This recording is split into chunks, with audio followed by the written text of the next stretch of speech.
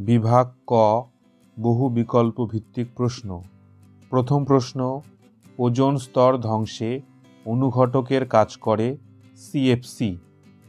পরের প্রশ্ন, ফারেনহাইট স্কেলে পরম শূন্য তাপমাত্রার মান -459 ডিগ্রি ফারেনহাইট। এরপর কোনো গ্যাসের বাষ্প ঘনত্ব 8 হলে গ্যাসটি হবে মিথেন। আমরা জানি আণবিক ভর বাষ্প ঘনত্বের দ্বিগুণ, ফলে গ্যাসটির আণবিক ভর হবে 16। প্রদত্ত গ্যাসগুলির মধ্যে মিথেনের আণবিক ভর 16। পরের প্রশ্ন, অন্তরক পদার্থের তাপীয় রোধ কত? উত্তর হবে অসীম। এরপরে কোনো মাধ্যমে ও শূন্য মাধ্যমের আলোর বেগ যথাক্রমে ভি ও সি হলে ওই মাধ্যমের প্রতিসরাঙ্ক হবে সি/ভি। এরপর কোনো লেন্সের ক্ষমতা ওর ফোকাস দৈর্ঘ্যের ব্যস্তানুপাতিক। এরপরে 3 ওহম ও 6 ওহম দুটি রোধ সমান্তরাল সমবায়ে যুক্ত করলে তাদের তুল্যাঙ্ক রোধ হবে 2 ওহম। আমরা জানি সমান্তরাল সমবায়ের তুল্যরোধ রোধ দুটির গুণফল বাই রোধ দুটির যোগফল, ফলে তুল্য রোধ হবে 2 ওহম। পরের প্রশ্ন, জুল পার কুলম্ব কোন ভৌত রাশির একক? উত্তর হবে বিভব প্রভেদ। আমরা জানি বিভব প্রভেদ ভি সমান কার্য বাই আধান। কার্যের একক জুল এবং আধানের একক কুলম্ব, অর্থাৎ জুল পার কুলম্ব বিভব প্রভেদের একক। এরপর ক্যান্সার চিকিৎসায় ব্যবহৃত হয় কোবাল্ট। পরের প্রশ্ন, কোন শ্রেণীতে কঠিন তরল এবং গ্যাসীয় 3 প্রকার মৌল আছে? উত্তর হবে 17 নম্বর শ্রেণী। এরপর BCl3 যৌগে বোরন পরমাণুর সর্ববহিস্থ কক্ষে ইলেকট্রনের সংখ্যা 6। এরপরে থার্মিট মিশ্রণটি হল Fe2O3 অ্যালুমিনিয়াম। এরপরে গলিত NaCl এ এসি তড়িৎ প্রবাহ পাঠালে ক্যাথোডে উৎপন্ন হবে কিছুই না, কারণ আমরা জানি এসি তড়িৎ প্রবাহ পাঠালে তড়িৎ বিশ্লেষণ হয় না। পরের প্রশ্ন, কোন আয়নের উপস্থিতিতে লোহায় মরচে দ্রুত পড়ে? উত্তর হবে ক্লোরাইড আয়ন। পরের প্রশ্ন, অ্যালকোহলের সঙ্গে সোডিয়ামের বিক্রিয়ায় উৎপন্ন গ্যাস হল হাইড্রোজেন। এরপর বিভাগ খ। প্রথম প্রশ্ন, ওজোন স্তরে ওজোনের বিয়োজনে অতিবেগুনি রশ্মির ভূমিকা কী? সূর্য থেকে আগত অতিবেগুনি রশ্মির প্রভাবে ওজোন অণু অক্সিজেন অণুতে বিয়োজিত হয়, ফলে ওজোন স্তরের ক্ষয় হয়। অথবা বায়ু শক্তির প্রকৃত উৎস কী? উত্তর হবে সৌরশক্তি। পরের প্রশ্ন, জ্বালানির তাপন মূল্যের এসআই একক লেখো। তাপন মূল্যের এসআই একক জুল পার কেজি। পরের প্রশ্ন, কত কেলভিন উষ্ণতায় আদর্শ গ্যাসের চাপ শূন্য হয়ে যায়? উত্তর হবে -273 ডিগ্রি সেলসিয়াস, অর্থাৎ 0 কেলভিন। এরপর গ্যাসীয় পদার্থের ক্ষেত্রে মোলার আয়তনের মান কত? উত্তর হবে 22.4 লিটার পার মোল। অথবা কোন শর্তে বাস্তব গ্যাস বয়েল ও চার্লসের সূত্র মেনে চলে? উত্তর হবে উচ্চ উষ্ণতা এবং নিম্ন চাপে। এরপর সত্য অথবা মিথ্যা লেখো। কঠিন তরল ও গ্যাসের মধ্যে গ্যাসের আয়তন প্রসারণ গুণাঙ্কের মান সবচেয়ে বেশি। বিবৃতিটি সত্য। পরের প্রশ্ন, আলোকরশ্মি ঘনমাধ্যম থেকে লঘু মাধ্যমে প্রতিসৃত হলে আপতন ও প্রতিসরণ কোণের মধ্যে কোনটি বড়? উত্তর হবে প্রতিসরণ কোণ। এরপর উত্তল দর্পণের ফোকাসের সমান দূরত্বে বস্তু রাখলে প্রতিবিম্ব কোথায় গঠিত হবে? উত্তল দর্পণে প্রতিবিম্ব সর্বদা মেরু ও ফোকাসের মধ্যে গঠিত হয়। এরপর উষ্ণতা বৃদ্ধিতে সিলিকনের রোধ কিভাবে পরিবর্তিত হয়? যেহেতু সিলিকন অর্ধপরিবাহী, তাই উষ্ণতা বৃদ্ধিতে সিলিকনের রোধ হ্রাস পায়। পরের প্রশ্ন, বৈদ্যুতিক মোটরের আর্মেচারের ঘূর্ণন কোন নিয়ম অনুসারে হয়? উত্তর হবে ফ্লেমিংয়ের বাম হস্ত নিয়ম। অথবা 1 বিওটি সমান কত জুল? উত্তর হবে 3.6 × 10⁶ জুল। পরের প্রশ্ন, গ্যাসকে আয়নিত করার ক্ষমতা অনুযায়ী আলফা, বিটা ও গামা রশ্মির ক্ষমতা ঊর্ধ্বক্রমে সাজাও। উত্তর হবে গামা বিটা আলফা। অথবা কোন ধরনের নিউক্লিয় বিক্রিয়ায় শৃঙ্খল বিক্রিয়া দেখা যায়? উত্তর হবে নিউক্লিয় বিভাজন। এরপর বাম স্তম্ভের সঙ্গে ডান স্তম্ভের সামঞ্জস্য বিধান করো। উত্তর হবে একটি তেজস্ক্রিয় মৌল রেডন, একটি হ্যালোজেন মৌল ফ্লুরিন, পিতলের একটি উপাদান জিঙ্ক, থার্মিট পদ্ধতিতে যে ধাতুর নিষ্কাশন করা হয় লোহা। পরের প্রশ্ন, C2H2 তে কোন ধরনের রাসায়নিক বন্ধন আছে? উত্তর হবে সমযোজী ত্রিবন্ধন। এরপর শূন্যস্থান পূরণ করো। তড়িৎ পরিবহন করে অথচ আয়নিত হয় না এমন পদার্থকে পরিবাহী বলে। পরের প্রশ্ন, অ্যালুমিনিয়াম সালফেটের তড়িৎ বিয়োজনে কয়টি ক্যাটায়ন উৎপন্ন হয়? উত্তর হবে 2টি। পরের প্রশ্ন, বিলীয়মান রং তৈরিতে কোন গ্যাস ব্যবহৃত হয়? উত্তর হবে অ্যামোনিয়া।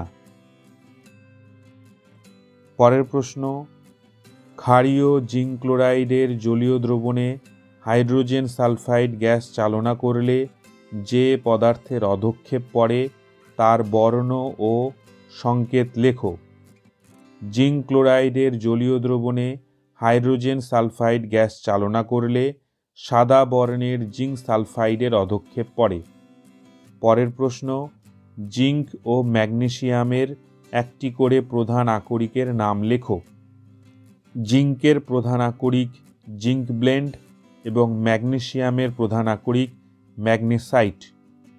অথবা ধাতু নিষ্কাশনে সর্বশেষ ধাপের বিক্রিয়াটি কী ধরনের বিক্রিয়া? উত্তর হবে বিজারণ বিক্রিয়া। পরের প্রশ্ন, CH3CH2CH2OH এর একটি অবস্থানগত সমাবয়বের গঠন সংকেত লেখো। উত্তর হবে CH3CH OH CH3। অথবা IUPAC নামকরণ করো CH3CH OH CH3। নামকরণের নিয়ম অনুসারে কার্বন পরমাণুর সংখ্যা 3 হওয়ায় হবে প্রোপ এবং কার্বন পরমাণুগুলি সমযোজী এক বন্ধনে যুক্ত হওয়ায় হবে N এবং 2 নম্বর কার্বন পরমাণুটিতে কার্যকরীমূলক হাইড্রক্সিল থাকায় যৌগটির নাম হবে প্রোপান টু অল। প্রশ্ন নম্বর 3.2, কোনো আবদ্ধ গ্যাসের উষ্ণতা 1 ডিগ্রি সেলসিয়াস বৃদ্ধি করলে গ্যাসের চাপ 0.4% বৃদ্ধি পায়। গ্যাসটির প্রাথমিক উষ্ণতা কত? মনে করি গ্যাসের প্রাথমিক উষ্ণতা T1 ডিগ্রি সেলসিয়াস অর্থাৎ T1 + 273 কেলভিন। ফলে অন্তিম উষ্ণতা হবে T1 + 1 ডিগ্রি সেলসিয়াস অর্থাৎ T1 + 274 কেলভিন। এখন প্রাথমিক চাপ যদি P হয় তবে অন্তিম চাপ হবে P × 100.4/100। এখন যেহেতু আয়তন স্থির, তাই চাপের সূত্রানুসারে P1/P2 সমান T1/T2 রাশিগুলির মান বসিয়ে সমাধান করলে গ্যাসটির প্রাথমিক উষ্ণতা হবে -23°C, অর্থাৎ 250 কেলভিন। প্রশ্ন নম্বর 3.2 অথবা যে উষ্ণতায় 21 গ্রাম নাইট্রোজেন গ্যাসের আয়তন 2.56 অ্যাটমসফিয়ার চাপে 10 লিটার হবে, সেই উষ্ণতা নির্ণয় করো। এখানে গ্যাসের চাপ 2.56 অ্যাটমসফিয়ার, আয়তন 10 লিটার, ভর 21 গ্রাম। আমরা জানি সর্বজনীন গ্যাস ধ্রুবক R সমান 0.082 লিটার অ্যাটমসফিয়ার পার মোল পার কেলভিন এবং নাইট্রোজেনের মোলার ভর 28 গ্রাম পার মোল। মনে করি গ্যাসটির উষ্ণতা T কেলভিন। আদর্শ গ্যাস সমীকরণ অনুসারে PV সমান W/mRT। সমাধান করলে গ্যাসটির উষ্ণতা হবে 416.3 কেলভিন। প্রশ্ন নম্বর 3.4 অথবা দুটি 10 ওহম রোধকে শ্রেণী সমবায়ে যুক্ত করে সমবায়টি একটি 20 ওহম রোধের সঙ্গে সমান্তরাল সমবায়ে যোগ করা হলো। অন্তিম সমবায়ের তুল্য রোধ কত? মনে করি R1 সমান 10 ওহম, R2 সমান 10 ওহম এবং R3 সমান 20 ওহম। যেহেতু R1 ও R2 শ্রেণী সমবায়ে যুক্ত, ফলে AB অংশের তুল্যরোধ হবে 10 + 10 অর্থাৎ 20 ওহম। যেহেতু AB এবং CD অংশ দুটি পরস্পরের সমান্তরালে যুক্ত, ফলে সমবায়ের তুল্যরোধ হবে 20 × 20/20 + 20 অর্থাৎ 10 ওহম। প্রশ্ন নম্বর 4.2 1.59 গ্রাম কিউপ্রিক অক্সাইডকে হাইড্রোজেনের সাহায্যে বিজারিত করে ধাতব কপারে পরিণত করা হলো। কত গ্রাম ধাতব কপার উৎপন্ন হবে? এর জন্য কত গ্রাম হাইড্রোজেন লাগবে? এক্ষেত্রে প্রয়োজনীয় রাসায়নিক বিক্রিয়ার সমীকরণটি লেখা হয়েছে। বিক্রিয়ার সমীকরণ অনুসারে 1 মোল কিউপ্রিক অক্সাইডকে বিজারিত করতে 1 মোল হাইড্রোজেনের প্রয়োজন হয় এবং বিজারণের ফলে 1 মোল কপার উৎপন্ন হয়। এখন 1 মোল কিউপ্রিক অক্সাইডের ভর 79.5 গ্রাম, 1 মোল হাইড্রোজেনের ভর 2 গ্রাম এবং 1 মোল কপারের ভর 63.5 গ্রাম। বিক্রিয়ার সমীকরণ থেকে লেখা যায় 79.5 গ্রাম কিউপ্রিক অক্সাইড থেকে উৎপন্ন হয় 63.5 গ্রাম কপার। ফলে প্রদত্ত 1.59 গ্রাম কিউপ্রিক অক্সাইড থেকে উৎপন্ন হবে 1.27 গ্রাম কপার। আবার বিক্রিয়ার সমীকরণ অনুসারে 79.5 গ্রাম কিউপ্রিক অক্সাইডের বিজারণে প্রয়োজন হয় 2 গ্রাম হাইড্রোজেন। ফলে প্রদত্ত 1.59 গ্রাম কিউপ্রিক অক্সাইডের বিজারণে প্রয়োজন হবে 0.04 গ্রাম হাইড্রোজেন।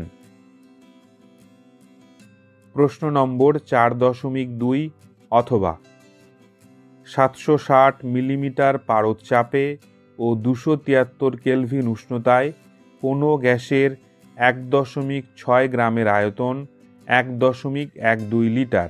গ্যাসটির মোলার ভর ও হাইড্রোজেনের সাপেক্ষে বাষ্প ঘনত্ব কত? এক্ষেত্রে গ্যাসের চাপ 760 মিলিমিটার পারদ অর্থাৎ 1 অ্যাটমসফিয়ার, আয়তন 1.12 লিটার, উষ্ণতা 273 কেলভিন এবং ভর 1.6 গ্রাম। মনে করি গ্যাসটির মোলার ভর m। এখন আদর্শ গ্যাস সমীকরণ অনুসারে PV সমান W/mRT বা m সমান WRT/PV। এক্ষেত্রে আর এর মান আমরা 0.082 লিটার অ্যাটমসফিয়ার পার মোল পার কেলভিন বসাবো, তাই চাপকে অ্যাটমসফিয়ার এককেই নিয়ে যাওয়া হয়েছে। রাশিগুলির মান বসিয়ে সমাধান করলে গ্যাসটির মোলার ভর হবে প্রায় 32। আমরা জানি হাইড্রোজেনের মোলার ভর 2 গ্রাম পার মোল। যেহেতু হাইড্রোজেনের সাপেক্ষে বাষ্প ঘনত্ব সমান গ্যাসটির আণবিক গুরুত্ব বাই হাইড্রোজেনের আণবিক গুরুত্ব, ফলে হাইড্রোজেনের সাপেক্ষে গ্যাসটির বাষ্প ঘনত্ব হবে 16। প্রশ্ন নম্বর 4.4। একটি 5 সেমি দীর্ঘ বস্তু উত্তল লেন্সের সামনে রাখা হলো। 25 সেমি দীর্ঘ একটি প্রতিবিম্ব লেন্স থেকে 100 সেন্টিমিটার দূরে অবস্থিত একটি পর্দার ওপর গঠিত হলো। লেন্সটির ফোকাস দূরত্ব কত? এক্ষেত্রে বস্তুর উচ্চতা 5 সেন্টিমিটার, প্রতিবিম্বের উচ্চতা 25 সেন্টিমিটার, প্রতিবিম্বের দূরত্ব 100 সেন্টিমিটার। মনে করি বস্তু দূরত্ব ইউ সেন্টিমিটার। যেহেতু রৈখিক বিবর্ধন m সমান প্রতিবিম্বের উচ্চতা বাই বস্তু উচ্চতা, ফলে রৈখিক বিবর্ধন হবে 5। আবার m সমান -v/u, ফলে u সমান হবে -20 সেন্টিমিটার। এখন লেন্সের সমীকরণটি হল 1/v - 1/u সমান 1/f, যেখানে f হল ফোকাস দূরত্ব। সমাধান করলে লেন্সটির ফোকাস দূরত্ব হবে 16.6 সেন্টিমিটার। প্রশ্ন নম্বর 4.6। কোনো পরিবাহীর মধ্যে দিয়ে 3.2 অ্যাম্পিয়ার প্রবাহমাত্রা চলছে। 10 সেকেন্ড সময়ে কত আধান প্রবাহিত হয়? এক্ষেত্রে তড়িৎ প্রবাহ মাত্রা 3.2 অ্যাম্পিয়ার, সময় 10 সেকেন্ড।